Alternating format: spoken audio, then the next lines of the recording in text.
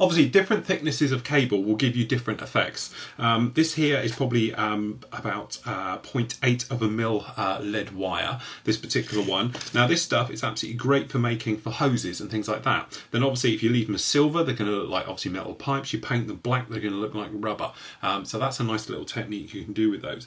Another little thing I'll show you here that you can do is that for making things like grips around tie areas, little steps and things like that, you can actually flatten the lead wire off. So what I do, put it between some pliers, okay, and then all you do is crimp, okay, and then crimp and crimp and crimp and crimp, and you end up with, as you can see, a flat piece like that on the close-up. If we move your right in, you can have a good old look. Okay, so you end up with a flat piece like that. Then obviously, depending how you crimp it, you can get that sort of cable junction effect. So if I use another piece here, what I'll do is I'll just move this super glue so I don't stick myself to it. Okay, so basically you have your thing down here, come along with your pliers, your flatteners, okay, and just if you make quite tight together little pieces, you can probably see you get a pattern coming out the other end, which is quite handy for doing it, but it's very thin, as you can see, just like that. So what you can do, you can then snip that off, okay, and then if you get a cocktail stick, for instance, all right, and then just place it down and then push it down around it, something like that, you actually get, whoops, little steps. Just like that, as you can see. And then what you can do, you can cut off the little tabs off the ends, come along and then stick them down. So if I do this one, if we just trim off a few of those little tabby bits off the ends, it's a little bit too thick. Okay, we'll come along with our little engine here that we're doing at the moment. Okay, and what we'll do, we're just going to pop one in there. So I've got some super glue over here. Keep it well out of the way, otherwise you end up sticking your hand in it and then obviously you end up super gluing yourself to the side. Just drop your scissors to a clips. So all we do, then you just grab the aforementioned part into the old super glue, just like that. Come along, then you can just hopefully stick him on, just like that. Bit of a push down, and then you use both sides of the tweezers, squash together, just like that. Hold it down for a couple of seconds, pull off, job done. Another little one just in there. As you can see from on the close-up there, there's quite a lot going on in there. Okay, so there's the engine basically done as far as the wiring's going to go for this point. I might add some more once we're actually in amongst it all, but certainly from this point of view, I'm quite happy with how that is. Now to liven this up and get it all going, obviously what we're going to do is paint some of the cables white, some black, things like that. But really to give it a little bit of depth, I want to give it a wash. So we're going to give this what's commonly known as a pin wash, if you like. All I get a Tamiya glass one or anything that's sort of clear. Okay, and then all we're going to do, a bit of thinners onto the top here, just like so, and then we're just going to grab a brush. We want a fairly straightforward type of thin brush, something like this would be great. Take some black paint, take it over to the thinners and give it a wash around. Now we could airbrush this. You might have seen me do it with an airbrush before, that literally just blow it straight over, job done.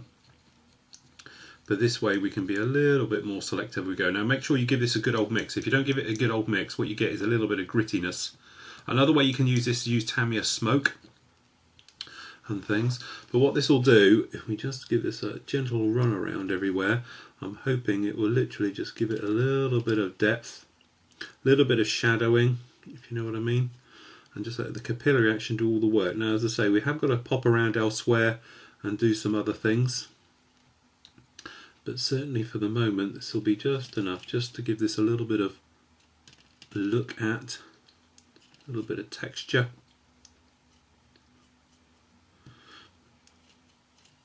So there we go, just minding your cables that you don't bash them off, which is usually my way of doing this. Okay, so what we'll do, we're just going to drop a little bit down on the vanes of the actual engine itself, tiny little bits across the cabling, just to give them a little bit of depth, hanging around the hoses, the lines, things like that. There we go. Quite happy with how that's all looking. There we go, it's a bit more around here. As I say, all it's doing is giving it a little bit of depth to the actual colour. And you can build this up, just don't, you know, obviously we're dealing with thinners here, so don't hang around too much in one area, otherwise you're going to find you're taking the paint off and things like that. But what this will do is just hopefully give it a little bit of look to it all. Okay, we're just going some of these down the edges. But as I say, if you make it too thick, what happens is you come along and do this and you end up making a right mess. But because it's nice and thin, you can just pop back and add layers as is required all over. But there we go, hopefully you can see it's just making it look a little bit darker, just bringing it a little bit to life. Obviously we're not going to see too much back here, but I'll take some photos so people can see what we did do. So obviously we just come around in the sides.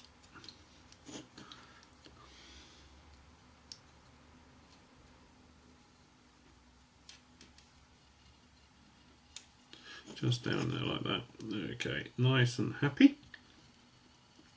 So as I say, it's one of those ones where you can keep going on this for ages and ages and ages and overdo it. And as I say, you know, being realistic, we're not going to see too much of this. But there we go. So we'll let that dry off, and then what we'll do, we'll come back, put some bits of paint around it, all the rest of it. And the next big thing we've got to worry about is actually putting a bulkhead onto here and boxing it in slightly, so it looks like it is sort of somewhat boxed in. Because obviously this entire wing section, normally when the engine is removed, is completely taken away, and this comes out in one.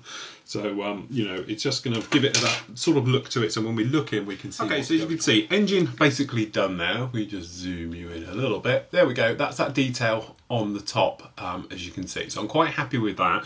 Obviously we can add wire and things like that if we want to afterwards. We say we can get in there from the top of the engine and just add a few bits as we need. Now, the next thing really, on the top here, I've already started. As you can see, I've got a little bit of white running around the edges. Now, this is obviously where the panels lie down and go on, and obviously sometimes there's riveting coming through them or catches and things like that. So we need to add them, and what that does, just it doesn't make it look like a hole, if you like. It actually makes it look like a proper panel. So the way we've done that, as you can probably see on the underside, is with a little bit of plasticard. Now, for this one, I'm using quite a thin one, but really any size will do. Okay, so what we've actually got here, I've already cut out some little shapes. So all we do, extra thin glue, because obviously it is a styrene, then we can just put a bit on like this. Okay, and then all we're going to do is just come along and stick it on. Now flip it over and you can maneuver it into the right type of thickness you want it to go to. Okay, and then just from the inside, just going to give it a little bit of glue. And obviously there is a curve on this, so what you want to do is actually push it into it so it curves with it, otherwise you get left with a gap. Okay, same with the other side, pretty straightforward this. Just up like that. Now you may notice on the close-up I'm not running this right the way to the top, it's only going up so far. So as you say, we've got the engine in. Quite happy there. Now what I used was a piece of plasticard, and to be honest, all I did on the close-up, you can see it's up here, is just literally sanded in. So I super glued it to the top of the actual main engine itself, and then I just sanded a bit, test fitted, sanded a bit, test fitted. Didn't take too long at all. It's just one of those things, a little bit of playing and you'll be away. So that's given us now a nice little bulkhead, as you can see on the close-up, which means we haven't got a gaping hole looking down there.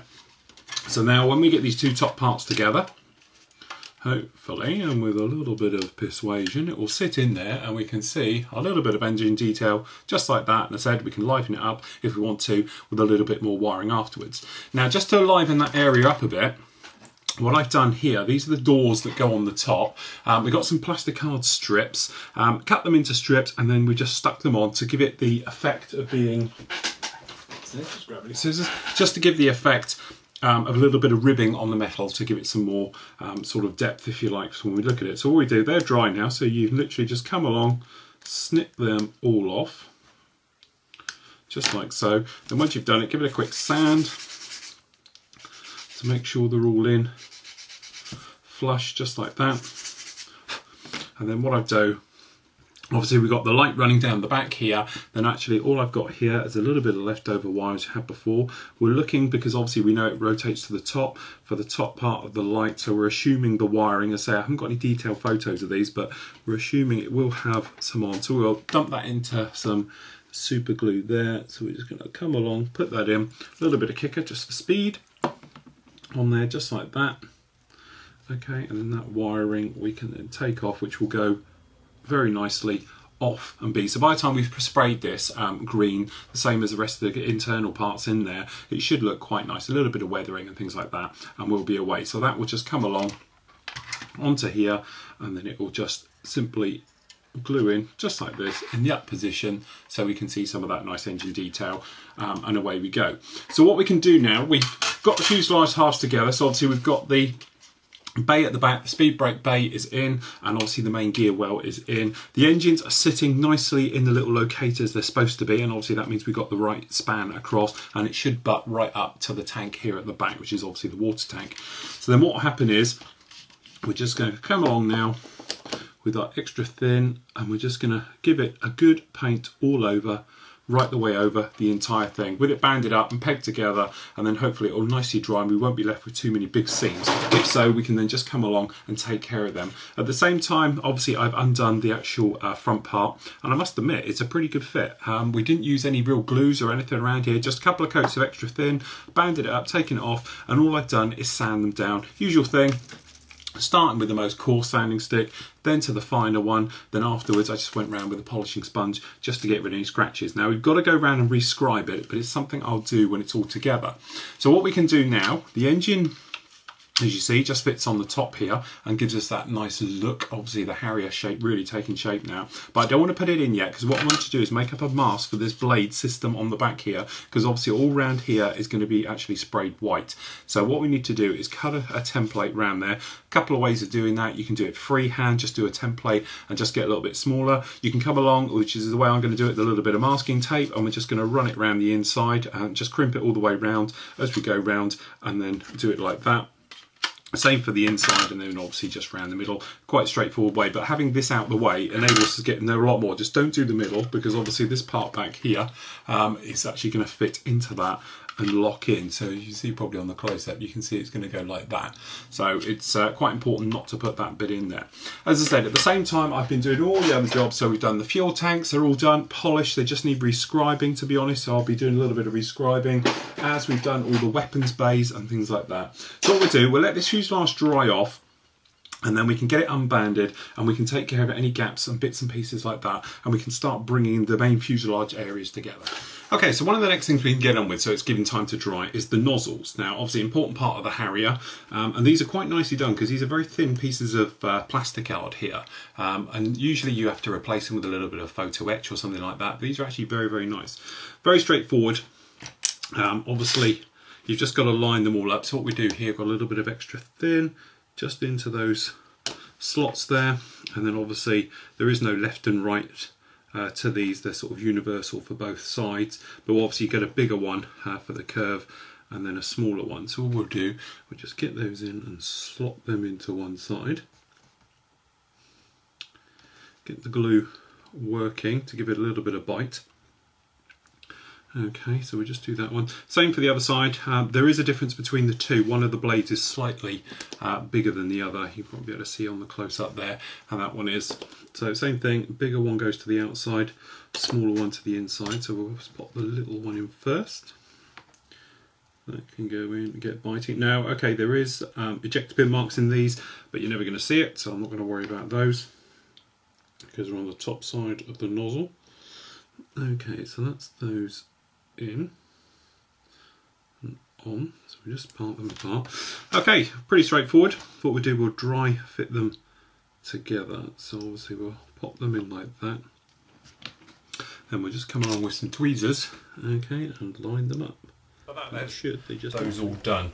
Okay, in the meantime, we've got down here, you might be able to see here on the close-up, we'll move it out a little bit. There we go, we've got a paper thing. To be honest, I never used it. I did, but I had loads of overspray get in there. It's quite easy. If you get in there, you can actually just run some silver around in that engine. So I know, you know, before I said about using a master to do it, but literally I just sprayed it all white and then painted it by hand. Same way as we did here. around the leading edge of this intake area. So obviously when this sits together, which will go something like this, obviously we're all nicely white, you can probably see there on the close-up, and painted in there. So that's very, very happy with how that's gone. It's been drying now overnight, all this back part. The tail's on, to be honest, not the most brilliant of fit of way of getting it on there, but it is on there. And with a couple of runs with the extra thin Tamiya cement, it gave us a nice sort of seamless seam down there with no real problems. But before then, we had a few little pucker little marks in there. So just pop around with some more glue, pop it all on. I've taken care of some basic sanding. There again, just work my way through the sanding sticks as we do all of these. But when we get all the bits together, we'll come along with a little Mr. Surfacer and check our things. Top of the engine, as you can see, we're very happy with all that's laying now. So what we can actually do is install the top of the wing box onto here. So obviously we want that to sit on as best as it can, and obviously we've got our nice engine detail at the front here to get on and everything else. And what we can do, we can glue that then into position and get the bottom of the wings on, and we'll be absolutely fine like that. So that will be that bit done. So what we'll do, we'll roughly band this into position to give us a bit of a grip on how it is. And then so we'll just pop a double one down the back, something like that. You know, you can use clamps and all the rest of it, but sometimes a good old-fashioned rubber band makes a better seam and a better grip than what clamps can actually do. So what we want to do is just sort of push this and knead it. We've got a little bit of a gap going on down the back here, but that's in a nice flat area. It's going to be pretty easy to deal with. Okay, and then so obviously we're just looking at the front, seeing how it's all sitting, make sure it's sitting okay, and if it is, and I'm quite happy with that, I'm quite happy to get in here now with some glue. As I say, because it's on a nice flat area, it'll be a very simple job of getting that one fixed up with no major concerns.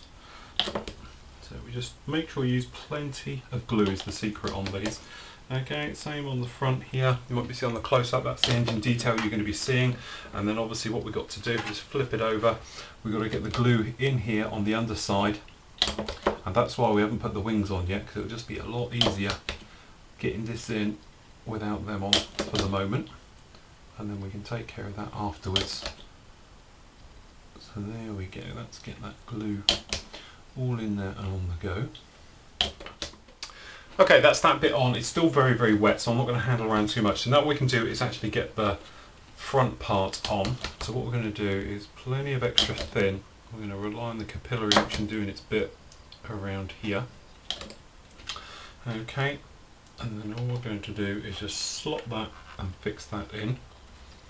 Okay, and it's quite a nice bite. And then all we're going to do, plenty of glue, extra thin, around this back. And to be honest, it's a very good join. This line at the back here, absolutely spot on. It's a lovely fit. As I say, when you build the smaller scales like the 148s, there's always a problem with that bit.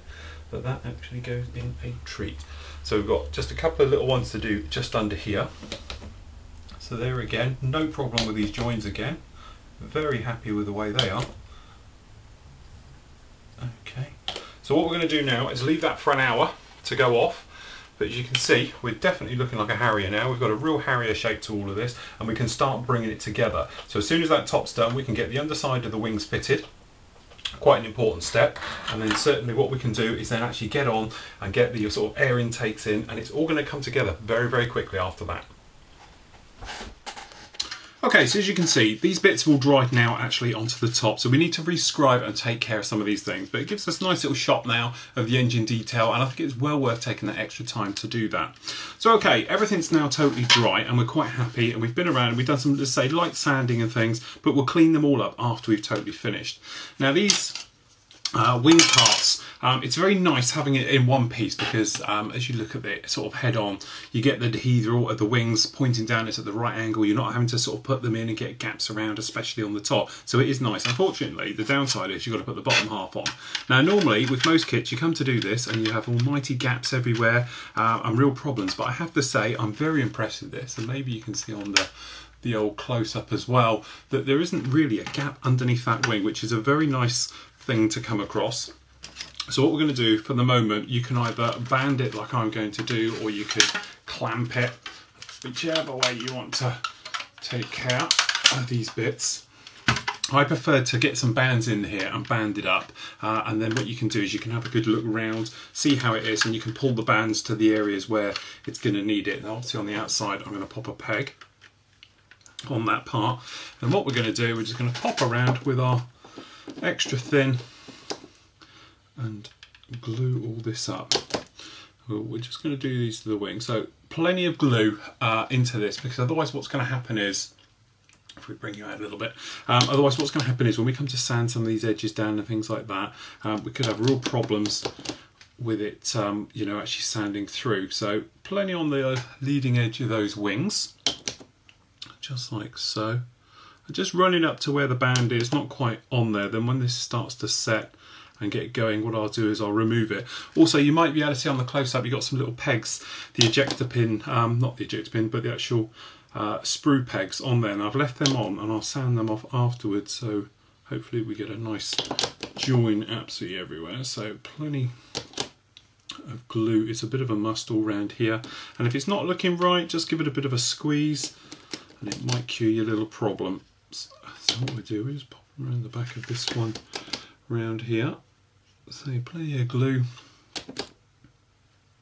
going on. Then we're going to come in with another peg just for that rear part.